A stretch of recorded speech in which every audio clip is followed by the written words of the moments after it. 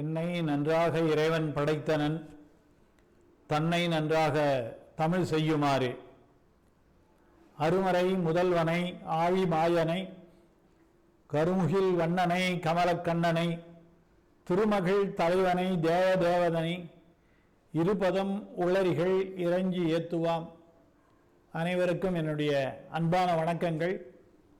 இன்றைக்கு ஒரு முக்கியமான தினம், நமக்கெல்லாம் ரொம்ப சந்தோஷமான தினம். கோகுலாஷ்டமி, ஸ்ரீ கிருஷ்ண ஜெயந்தி அப்படின்னு உலகம் பூரா இதை நம்ம கொண்டாடிட்டு இருக்கோம். கிருஷ்ண ஜெயந்தியை ஏன் நம்ம கொண்டாட வேண்டும்? கிருஷ்ணன் ஏன் நமக்கு மிக முக்கியமானவராக இருக்கிறாரு. அதே நேரத்தில் கிருஷ்ணரை விரும்பாதவர்கள் யாருமே கிடையாது. கிருஷ்ணர் என்றாலே நமக்கு உடனே ஒரு குழந்தை ஞாபகத்துக்கு வரும்.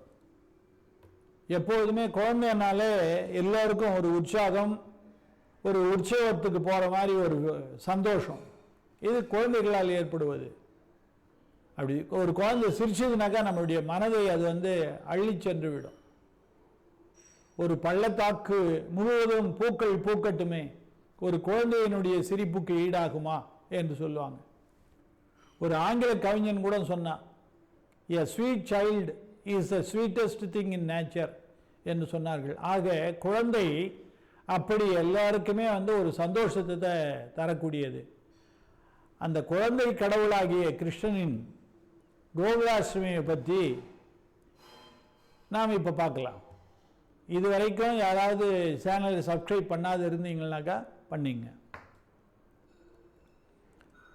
அதாவது பீஸ்ட்ரி அப்படின்னு சொல்லிட்டு ஒரு அறிஞர் பெருமான் அவர் சொல்லுவார், ஒளி நெறியாகிய அறத்திற்கும் இருள் நெறியாகிய அதர்மத்திற்கும் தொடர்ந்து போராட்டம் ஏற்படுவது உலக இயற்கை. ஆனால் இறுதியான யுத்தத்தில் தெய்வ சக்தி தர்மத்திற்கு துணை நிற்கும் என்று சொல்லுவார். அப்படி உலகத்தில் பூமி பாரம் அதிகமாகிவிட்டது. அந்த பூமி பாரத்தை தீர்ப்பதற்காக பூமாதேவி மகாவிஷ்ணுவிடம் சென்று முறையிடுகிறாள். அதுதான் ஸ்ரீ கிருஷ்ணனுடைய ஜனனத்திற்கான அவதாரிகை. ஜனமே ஜெயனுக்கு சுவர் சொல்ல தொடங்குகிறார். இந்த பாகவதம் இவ்வாறு மலர்கிறது. மொத்தம் 18,000 ஸ்லோகங்கள். அதில் 10வது அத்தியாயம் ஸ்கந்தம். இந்த 18,000 ஸ்லோகங்களை சுருக்கி நாராயண பட்டாத்திரி நாராயணியம் அப்படின்னு சொல்லியிருக்கார். மலையாளத்தில் குருவாயூரப்பன் சாந்தாரா ஆனந்தம் அப்படின்னு அடியெடுத்து கொடுத்தார். அடியெடுத்து கொடுத்ததை வைத்துக்கொண்டு அற்புதமாக பாடினாராம் நாராயண பட்டாத்திரி. இப்போ இந்த அன்னை சென்று ஆண்டவனிடம் முறையிடுகிறாள். நமக்கெல்லாம் தெரியும், நம்மை பெற்றெடுத்தவள் மாதா. நம்ம மாதா நம்மை கவனிக்கவில்லைனாலும் நம்மை கவனிப்பது கோமாதா. மாதா கோமாதா இரண்டையும் பார்த்து கொள்பவள் இந்த பூமாதா. இந்த மாதா, கோமாதா, பூமாதா என்கின்ற இந்த 3 மாதாக்களையும் மட்டுமல்ல, எல்லா உலகங்களையும் பார்த்து கொள்வது ஜெகன்மாதா. ஆக அன்னைக்கு அவ்வளவு முக்கியத்துவம். லலிதா சகஸ்ராமத்தில் கூட முதல் வார்த்தை ஸ்ரீ மாதா, ஸ்ரீ மகாராஞ்சி என்றுதான் தொடங்கும். அம்மா என்பது ஒரே சொல்லால் எழுதப்பட்ட காவியம். எல்லாரும் சொல்லுவாங்க, காயத்ரியை விட உயர்ந்த மந்திரம் கிடையாது, அம்மாவை விட சிறந்த தெய்வம் கிடையாதுன்னு சொல்லுவாங்க. அப்படிப்பட்ட அந்த நேரத்தில் பூமாதேவி பிரம்மதேவனிடம் சொல்லி மகாவிஷ்ணுவிடம் முறையிடுகிறாள். பூபாரம் அதிகரித்து விட்டது, நீங்கள் தான் காப்பாற்ற வேண்டும். இந்த இடத்துல நமக்கு ஒரு சந்தேகம் வரும். மகாவிஷ்ணுடைய மனைவியாச்சே பூமாதேவி, அவங்களே நேரடியாக சொல்லாமே அதை விட்டுட்டு பிரம்மா வழியா ஏன் சொல்ல வேண்டும் என்று சொன்னால், பூமாதேவி 2 பேர். ஒன்று ஜங்கம பூமாதேவி என்று பெயர். இந்த ஜங்கம பூமாதேவி ஞானம், பக்தி, ஐஸ்வர்யம் எல்லாவற்றிற்கும் காரணமானவர்கள். இவங்க தான் மகாவிஷ்ணுவோட வைகுந்தத்தில் எப்போதும் இருப்பாங்க. இந்த அன்னையைத்தான் இரண்யாட்சன் கவர்ந்து சென்றான். மகாவிஷ்ணு வராக அவதாரம் எடுத்து அவனை கொன்றார்.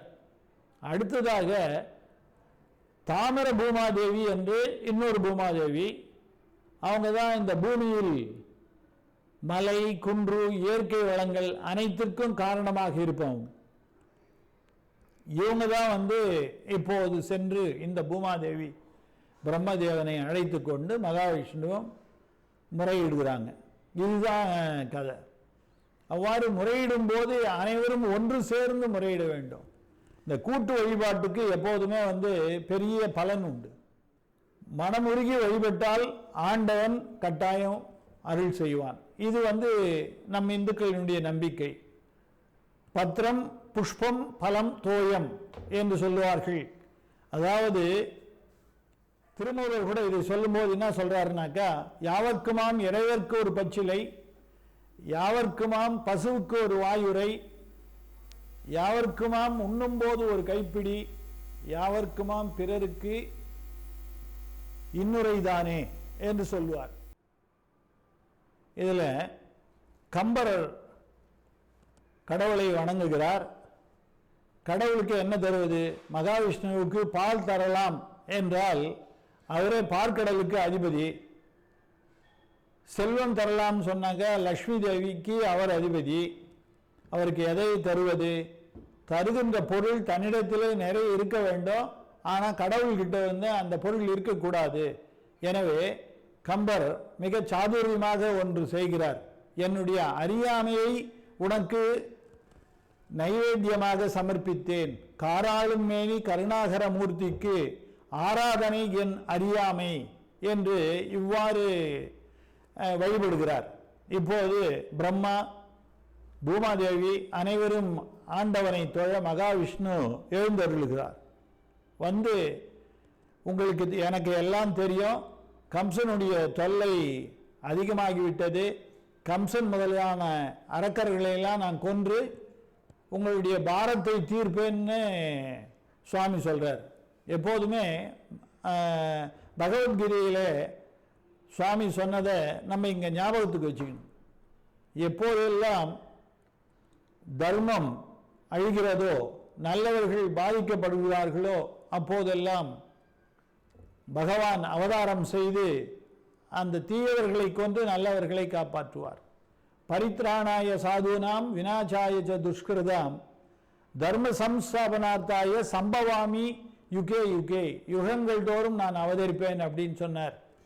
அப்படி அவர்களுக்கு வாக்குறுதி கொடுத்துட்டு எம்பெருமான் மறைஞ்சிட்டாரு. பூலோகத்துக்கு நம்ம வருவோம். இங்கே கம்சனுக்கு அவனுடைய தந்தை தேவகி என்றால் அத்தனை உயிர். அந்த தன்னுடைய தங்கை தேவகியும் அவருடைய கணவன் வசுதேவர் ரெண்டு பேரையும் தேரில் உட்கார வச்சு இவனே தேர் ஓட்டிட்டு போகிறான். அவ்வாறு தேரை ஓட்டிகிட்டே போயிட்டு அவர்களை கிரகப்பிரவேசம் செய்ய வேண்டும் அப்படின்னு நினச்சிட்டு போயிட்டே இருக்கான். அப்படி போய்கொண்டே இருக்கும்போது வானத்தில் ஒரு ஒலி கேட்கிறது, அசரீரி. ஏ கம்சா, நீ யாரை அழைத்து செல்கிறாயோ உன்னுடைய தங்கையின் 8வது பிள்ளை உன்னை கொன்றுவிடும் அப்படின்னு சொல்லிட்டு அந்த அசரீரி மொழிந்தது. கம்சனுக்கு உடனே கோபம் வந்தது. அப்போதே தன்னுடைய தங்கையை வெட்டிவிட வேண்டும் என்று வாள் எடுத்தான். வசுதேவர் சொன்னார், இவளுக்கு பிறக்க போகிற 8வது குழந்தையால் தானே உனக்கு ஆபத்து, நான் அந்த குழந்தைகளை உன்னிடத்திலே கொடுத்து விடுகிறேன் அப்படின்னு சொன்ன உடனே கம்சன் என்ன பண்ணான்னாக்கா, இவங்க 2 பேரையும் எடுத்து போய் ஒரு சிறையில் அடைத்தான். அந்த கிரகப்பிரவேசம் வேறு, இந்த கிரகப்பிரவேசம் வேறு. இவர்கள் 2 பேரையும் சிறையில் அடைத்தான். சிறையில் அடைத்து காவலை பலப்படுத்திட்டான். அவ்வாறு பலப்படுத்திய உடனே முதல் குழந்தை பிறந்தது. அந்த குழந்தையை எடுத்தான், கம்சன் எடுத்தான். அந்த குழந்தை அப்படியே அவனை பார்த்து சிரிச்சுதான். குழந்தை சிரிச்சா எப்படி இருக்கும்? அவனுக்கு ரொம்ப சந்தோஷமாக போச்சு. அதனால் 8வது குழந்தானே எனக்கு யமன், அதனால் இந்த குழந்தையால் எனக்கு எந்த விதமான பாதிப்பும் இல்லைன்னு குழந்தையை திருப்பி கொடுத்துட்டான். அப்போ வந்தார் நாரதர். கம்சா என்ன காரியம் பண்ணிட்டு அப்படின்னு. இல்லை, 8வது குழந்தை தானே என்ன கொல்ல போகுது அப்படின்னு. பிறக்க போகிறது யாரு? மாயவன், மகாவிஷ்ணு. அவன் என்ன மாயம் ஒன்றாலும் செய்யலாம். 1லிருந்து 8வது குழந்தையா இல்லை 8லிருந்து 1 எந்த குழந்தை அப்படின்னு சொன்ன உடனே கம்சனுக்கு குழப்பமாயிடுச்சு. போய் அந்த குழந்தையை கொன்றான். ஏன் நாரதர் அது மாதிரி பண்ணாருன்னு சொன்னாக்கா, அந்த குழந்தைகள் 6 பேர் மரீசி என்கின்ற முனிவருடைய புதல்வர்கள். ஒரு சாபத்தால், பிரம்மாவனுடைய சாபத்தால் பூமிக்கு வந்தாங்க. அவர்கள் பிறந்தவுடனே மீண்டும் மேல்லோகத்திற்கு அனுப்புவதற்காக நாரதர் உதவி பண்ணார். இப்படி 6 குழந்தைகள் ஒன்றின் பின் ஒன்றாக கம்சன் கொன்னுட்டான். 7வது குழந்தை தேவகியினுடைய வயிற்றிலிருந்து மாரிஷ், அவர் தான் ஆதிசேஷனுடைய அவதாரமாகிய பலராமன். பலராமன் போய் கோகுலத்தில் வளர ஆரம்பிச்சிட்டார். 8வது குழந்தை பிறக்க போகுது. காவலை இன்னும் பலப்படுத்தினான். கிருஷ்ணர் கர்ப்பத்தில் இருக்கிறாரு. எல்லாமே இந்த உலகமே ஆச்சரியமாக பார்த்து கொண்டு இருக்கிறது. எப்போது இந்த குழந்தை அவதரிக்கப் போகிறது என்று. இந்த பூபாரம் தீர்க்க வேண்டும், உலகத்திலே பகவத்கீதை பிறக்க வேண்டும், பாண்டவர்கள் காப்பாற்றப்பட வேண்டும், கௌரவர்கள் அழிக்கப்பட வேண்டும், இன்னும் இருக்கிற ராட்சசர்கள்லாம் வேரோடு நீக்கப்பட வேண்டும் என்று இந்த உலகம் பூரா பார்த்துட்ருக்கு. அந்த நேரத்தில் ஆவணி மாதம் தேய்பிரை அஷ்டமி திதி ரோகிணி நட்சத்திரம் கூடிய தினத்தன்று கிருஷ்ணன் பிறக்கிறார். பிறக்கும்போது எப்படின்னாக்கா, அவதாரம் பண்ணும்போது 4 கைகள், குட்டி கிருஷ்ணரே குட்டி மகாவிஷ்ணு மாதிரி தெரிகிறார். கையில் கதை, கையில் சங்கு சக்கரம் அனைத்தோடு ஒரு குட்டி கிருஷ்ணா பிறக்கிறார். குட்டி கிருஷ்ணா பிறந்த உடனே வசுதேவருக்கும் தேவகிக்கும் ஒரே சந்தோஷம். விழுந்து வணங்குகிறார். அந்த விழுந்து வணங்கும் போது அப்போது ஸ்ரீகிருஷ்ணன் சொல்லுகிறார், நான் ஏன் இங்கே பிறந்தேன் தெரியுமா? நீ முதல் பிறவியிலே பிரசன்னி சுதபஸ் என்று 2 பேரும் இருந்தீர்கள். அப்போது நான் பிரசன்னி கர்ப்பராக உங்களுக்கு முதல் பிறவியிலே அவதாரம் செய்தேன். 2வது பிறவியிலே நீங்கள் காசிபராகவும் அதிதியாகவும் பிறந்திருந்தீங்க. அப்போது உங்களுக்கு வாமனனாக நான் அவதாரம் செய்தேன். இப்போது இது 3வது பிறவி, கிருஷ்ணனாக நான் வந்திருக்கிறேன். இதுக்கப்புறம் உங்களுக்கு பிறவி கிடையாது. கம்சனை கொன்ற பிறகு நீங்கள் நேராக வைகுந்தம் போக வேண்டியது தான் என்று ஸ்ரீகிருஷ்ணர் சொன்னார். அதுதான் ஆங்கில நாடகாசிரியர் பெர்னாட் ஷா என்று ஒருவர், அவர் சொன்னார், சூஸ் யுவர் பேரண்ட்ஸ் வெல், உங்களுடைய பெற்றோர்களை நீங்கள் தேர்ந்தெடுங்கள் என்றார். அது நமக்கெல்லாம் சாத்தியமா? அவதார புருஷர்களுக்கு மட்டும்தான் பெற்றோர்களை தேர்ந்தெடுக்கக்கூடிய அந்த ஆற்றல் உண்டு. அப்படி இந்த கிருஷ்ணன் குழந்தை பிறந்த உடனே வசுதேவரை பார்த்து சொல்லிட்டான், கவலைப்படாதீங்க, இங்கிருந்து என்னை கொண்டு போய் கோகுலத்திலே நந்தகோபர் யசோதைக்கு ஒரு குழந்தை பிறந்திருக்கிறது, அது பெண் குழந்தை, என்னை எடுத்துமே அங்கே வச்சுட்டு நீ அந்த குழந்தையை கொண்டு மீண்டும் இங்கே சிறைச்சாலையில் வச்சுட்டு நடக்க வேண்டியவற்றை நான் பார்த்து கொள்கிறேன்னு சொன்னாராம். அங்கிருந்து வசுதேவர் எழுந்தார், குழந்தையை எடுத்துக்கொண்டு எழுந்தார். அவர் கையிலே பூட்டப்பட்டிருந்த அந்த விலங்குகள்லாம் கீழே விழுந்தன. காவலர்கள் மொத்த பேரும் தூங்கி போயிட்டாங்க. வெளியில் சக்கப்போடு போடுது மழை. வெளியில் நடக்கிறாரு. யமுனையில் வெள்ளம் பெருக்கெடுத்து ஓடுகிறது. இந்த மழையில் இந்த நள்ளிரவில் குழந்தைய போய் நான் எப்படி சேர்க்க போகிறேன்னு கவலைப்படும் போது ஆதிசேஷன் பார்த்துட்டு சும்மா இருப்பானா? அங்கிருந்து ஓடி வந்தான். ஒரு கொடை போல கிருஷ்ணரை காப்பாற்றினான். சென்றால் கொடையாம், இருந்தால் சிங்காதனமாம். அப்படி ஆதிசேஷன் தொடர்ந்து வர யமனை வழிவிட்டது. அவ்வப்போது அலை எழும்புமா, எழும்பி கிருஷ்ணனுடைய பாதங்களை அலம்பி விட்டு பாத பூஜை செய்துவிட்டு போயிடுமா. அப்படி இந்த குழந்தையை எடுத்துக்கொண்டு சென்றார். கோகுலத்திற்கு போன உடனே அங்கே குழந்தையை அங்கே விட்டார், கோகுலத்தில் விட்டார். பெண் குழந்தையை எடுத்துக்கொண்டு மீண்டும் சிறைச்சாலைக்கு வந்தார். சிறைச்சாலைக்கு வந்த உடனே குழந்தை அழ ஆரம்பிச்சது. காவலர்கள்லாம் மயக்கத்திலிருந்து எழுந்துட்டாங்க. மீண்டும் விலங்குகள் பூட்டி கொண்டன. கம்சனிடம் தகவல் சொன்னாங்க. ஓடி வந்தான். ஓடி வந்து அந்த குழந்தை 8வது குழந்தையை பார்த்தா ஒரு பெண் குழந்தையா இருக்குது அப்படின்னு சொல்லிட்டு அந்த குழந்தைய கால்களை பிடித்து ஓங்கி ஒரு பாறை மீது அடித்தான்.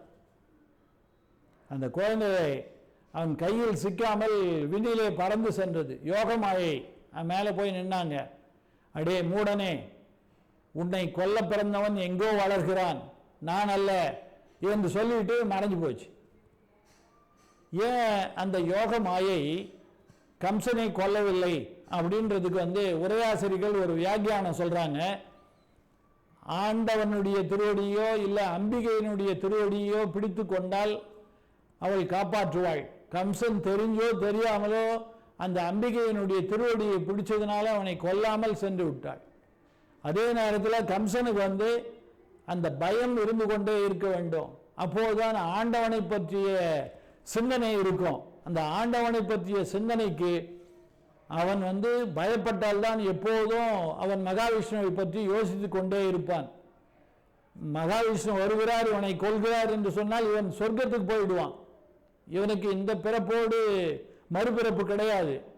எனவே அவன் சொர்க்கத்துக்கு தான் போவான். பிறப்பு முழுவதும் நீங்க வேண்டும் என்று சொன்னால் அவன் ஆண்டவனை எதிர்த்து கொண்டோ அல்லது வணங்கி கொண்டோ தொடர்ந்து நினைத்து கொண்டே இருக்க வேண்டும். அந்த பயத்தை உண்டாக்கிவிட்டு யோகமாயை சென்று விட்டாள். கிருஷ்ணர் பிறந்தது ஒரு வடநாட்டை சேர்ந்த வேதகுரு பண்டிட் தீபக் துபே என்பவர் ஒரு கணக்கு போட்டு வச்சிருக்கார். அதில் 19ஆம் தேதி ஜூலை கிமு 3228ஆம் ஆண்டு ஸ்ரீகிருஷ்ணர் பிறந்தார் என்று சொல்லி அவருடைய ஜாதகமும் கணிக்கப்பட்டிருக்கின்றது. இப்படி அந்த கிருஷ்ணன் எங்கேயோ வளர்கிறான். கம்சனுக்கு கோபம் வந்தது. உடனே தன்னிடத்தில் இருக்கிற படை வீரர்கள் அனைவரையும் அழைத்து உலகத்தில் இருக்கிற ராட்சசர்கள் எல்லாரையும் கொண்டாங்க, அந்த குழந்தையை கொல்ல வேண்டும் என்று சொல்லி முதல்ல பூதனை அப்படின்னு ஒரு ராட்சசி அனுப்புறாங்க. அந்த பூதனை எல்லா இடத்துக்கும் போறா. போயிட்டு கோகுலத்தில் பார்த்தா கிருஷ்ணர் இருக்கிறார். தன்னுடைய மார்பகத்தில் விஷப்பாலை வைத்து கொண்டு அந்த குழந்தைக்கு எடுத்து கொடுக்குறார். கிருஷ்ணர் அந்த பாலை குடிக்கிறார். பாலை குடிக்கும்போது கிருஷ்ணருக்கு சிரிப்பு வந்துதான். என்ன நமக்கு இது மாதிரி ஒரு சோதனையா இருக்குது. போன பிறப்பில் ராமனா பிறந்தோம். அந்த ராமனா பிறக்கும் போது நாம் முதலில் கொன்றது தாடகைன்னு ஒரு பெண்ணு.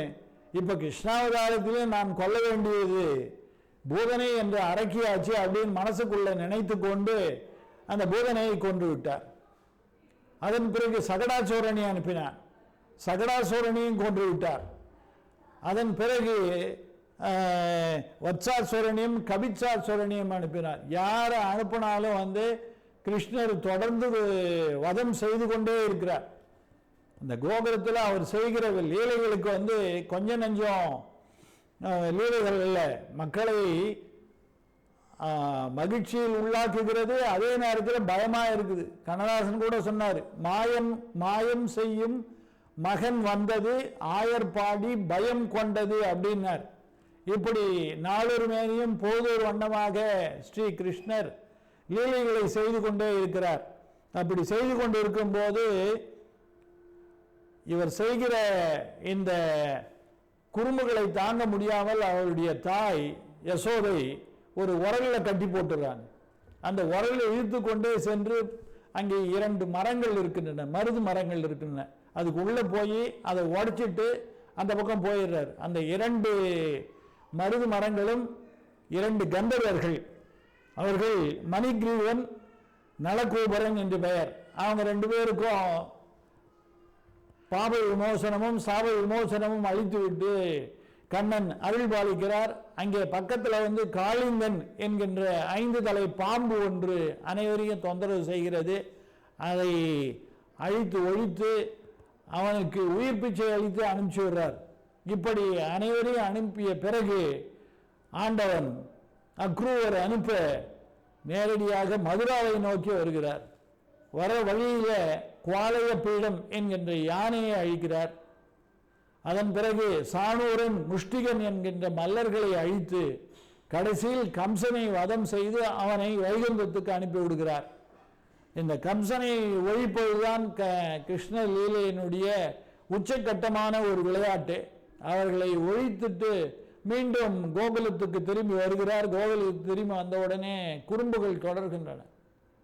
அவருக்கு வெண்ணெய் என்றால் மிகவும் பிடிக்கும். நவநீத சோரன் என்று கிருஷ்ணனுக்கு பேர். வெண்ணெயை திருடி தின்பாராம். அவ்வாறு திருடும் போது அவர் கூட துணைக்கு அந்த ஆயர்பாடியில் இருக்கிற சிறுவர்கள், குரங்குகள், அணில்கள், எல்லா விலங்குகளும் கூடவே வருமா. அப்போ எல்லாருக்கும் அந்த பானையில் இருந்து வெண்ணெயை வாரி வாரி கொடுப்பானா. குறிப்பாக குரங்குகளுக்கு வாரி வாரி கொடுப்பானா. ஏனென்றால் போன ஜென்மத்து நன்றி கடன் அது. அந்த குரங்குகளுக்கு வாரி வாரி கொடுப்பானா. அவ்வாறு வெண்ணெயை எடுக்கும்போது அந்த வெண்ணெய் உரியில் மணி கட்டப்பட்டிருக்கும். அந்த கட்டப்பட்ட மணியை பார்த்து சொல்லுவான், நான் வெண்ணெயை எடுத்து சாப்பிடும்போது நீ ஒலிக்கக்கூடாது அப்படின்னு ஒரு ஒப்பந்தம். சரி கிருஷ்ணா அப்படின்னு அந்த மணி சொல்லிடுது. இவர் எடுத்து வெண்ணெயை வாயில வைக்கும்போது அந்த மணி ஒலித்து விடுகிறது. அந்த ஆட்சியர்கள் ஓடி கிருஷ்ணனை பிடிச்சிக்கிறாங்க. அப்படியே பரிதாபமாக பார்த்தாராம், நம்ம 2 பேரும் தானே ஒப்பந்தம் போட்டுட்டோம். நான் வெண்ணெயை எடுத்து சாப்பிடும்போது நீ மணி அடிக்கக்கூடாதுன்னா ஏன் அடிச்சுட்டேன்? மன்னிக்க வேண்டும் கிருஷ்ணா, மற்றவர்கள்லாம் எடுத்து சாப்பிட்டாங்க, அப்போ ஒன்றும் இல்லை. ஆனால் நீ ஆண்டவன், ஆண்டவனுக்கு நைவேத்தியம் நடக்கும்போது மணி அடிக்காமல் எப்படி இருப்பது? இயல்பாக நடந்து விட்டது அப்படின்னு அந்த மணி சொல்தான். ஆக அப்படி அற்புதமான லீலைகளை செய்து கொண்டே வருகிறான் கண்ண எம்பிரான். இப்படி பிறந்த கண்ணன் எத்தனையோ லீலைகளை நடத்துகிறார். பாண்டவருக்கு தூது நடந்தது, சிசுபாலனை கொன்றது, பாரத போரிலே பாண்டவர்களை காப்பாற்றியது போன்ற பல நல்ல நல்ல உதவிகளை பக்தர்களுக்காக செய்கிறான். ஏனென்று சொன்னால் பாண்டவர்கள் மிக மிக சிறந்த உத்தமோத்தமர்கள். எனவே அவர்களை காப்பது தன்னுடைய கடமை என்று நினைத்து கண்ண எம்பெருமான் அவர்களுக்கெல்லாம் உதவி செய்கிறார். இதை கோகுலாஷ்டமியை மிக சிறப்பாக கொண்டாடுவது நமது கடமையாகும். அன்றைக்கு ஸ்ரீ கிருஷ்ணனுக்கு வெண்ணெய் பிடிக்கும், ஆதலால் வெண்ணெயை படைக்க வேண்டும். அன்றைக்கு சீடை, முறுக்கு, அதிரசம் போன்றவைகளெல்லாம் செய்து கண்ண எம்பிரானுக்கு படைத்து அனைவருக்கும் தர வேண்டும். காலையிலிருந்து மாலை வரை விரதம் இருந்து மாலைக்கு பிறகு இது நைவேத்தியங்களை படைத்து அந்த படைத்ததை அனைவருக்கும் பகிர்ந்து அளிக்க வேண்டும். கண்ணனுடைய வாழ்க்கையே அதுதான். அந்த வெண்ணெயை அனைவருக்கும் பகிர்ந்து அளிப்பான் கண்ணன் என்பதுதான் இதில் இருக்கிற மிகப்பெரிய தாத்பரியம். அவன் இந்த கோபிகையெல்லாம் நடந்து போகும்போது அவர்கள் எடுத்து செல்கிற பானைகளை எல்லாம் கல் எடுத்து உடைத்து விடுவான். அப்படி உடைச்சதுனால அவங்கெல்லாம் அவன் மேலே சண்டை போட மாட்டாங்க, அவன் மீது அன்பாகத்தான் இருப்பார்கள், அந்த கண்ணனுடைய குறும்பை ரசிப்பார்கள். அதனால்தான் அவன் அந்த பானைகளை உடைத்ததால் தான் நாம் இன்றைக்கு உரியடி திருவிழாவை நடத்துகிறோம். ஒவ்வொரு வீட்டிலும் கிருஷ்ணன் வருவதாக ஒரு ஐதீகம். அதனால்தான் மாலையிலே பச்சரிசி மாவிலே பாதங்களை வைத்து வாசற்படியிலிருந்து நமது பூஜை அறை வரை நாம் வரைய வேண்டும். இவையெல்லாம் செய்தால் கண்ணனுடைய எல்லாம் வல்ல ஸ்ரீ கிருஷ்ணனுடைய அருள் நமக்கு கிடைக்கும். அந்த ஸ்ரீ கிருஷ்ணன் ஜனனத்திலே மிகப்பெரிய தத்துவம் அவர் பகவத்கீதையை சொன்னதுதான். சில பேர் கேட்கக்கூடும், எந்த ஆழ்வார்களும் பகவத்கீதையை பாடவில்லையே என்று. ஆனால் திருமழிசை பிரான் பாடுகிறார், மாயோன் அன்றோதிய வாக்கதனை கல்லார் உலகத்தில் ஏதிலராய் மெஞ்ஞானமில் என்று சொல்லி வாழ்த்துகிறார். எல்லா ஆழ்வார்களும் வியந்து வியந்து போற்றி கருகி கருகி பாடியது அந்த ஸ்ரீ கிருஷ்ண அவதாரத்தை. இந்த கிருஷ்ண அவதாரம் என்பது ஒரு உற்சவம். இதைத்தான் பரிபூர்ண அவதாரம் என்று சொல்லுவார்கள். சுவாமி சிவானந்தர் சொல்லுவார், ஸ்ரீ கிருஷ்ணருக்கு 64 கலைகளும் அற்புதமாக தெரிய வருவதால் இந்த ஸ்ரீ கிருஷ்ண அவதாரம் பரிபூர்ண அவதாரம் என்று அனைவராலும் வாழ்த்தப்படுகிறது என்று சொல்லுவார். அந்த ஸ்ரீ கிருஷ்ணனை தொழுது கோகுலாஷ்டமியை சிறப்பாக செய்து கண்ணனுடைய அருளை பெறுவோமாக. ஓம் ஸ்ரீ கிருஷ்ணம் வந்தே ஜெகத்குரும்.